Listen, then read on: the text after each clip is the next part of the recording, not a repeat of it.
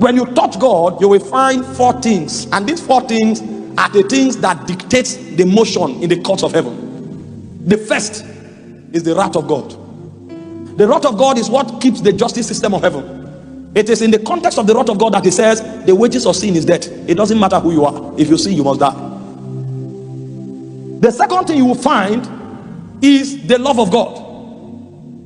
The love of God is so strong that when you sinned, it became difficult for God to kill you. But if God doesn't kill you, he will deny himself. And then you have the mercy of God. The mercy of God was even so bold that the mercy of God insists that mercy will prevail over judgment.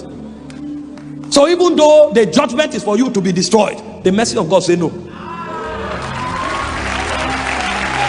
Now, technically speaking, God is in a fix, because his wrath insists that you are destroyed, and his mercy says you will not be destroyed, and his love is looking for a way to save you.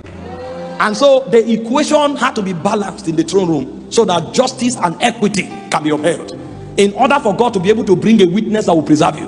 And so what God did was that he created a wisdom, because the balance in the realm of God is wisdom, and God is the oldest of all spirits, so he's wiser than all of them. So even though this dominion caused man to rebel, what God did was that he went into the studio of eternity and he took off the garment of divinity and he put upon himself the garment of a man. And so because of the love of God, he was able to remove his glory and to put on the denatured man's garment. And then he sneaked into earth through the womb of a woman. And so when he sneaked into earth through the womb of a woman, he became legally a man. And now that he has become legally a man, he decided to receive the verdict of death upon himself. So God became a man and God died. Now that God has died, the wrath of God has been satisfied. And now that God has died for man, the love of God has also been satisfied.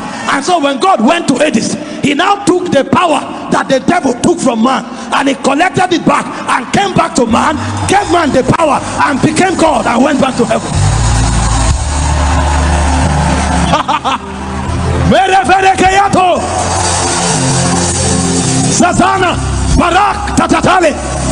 We are not without a witness. The reason is because the love of God has us secured.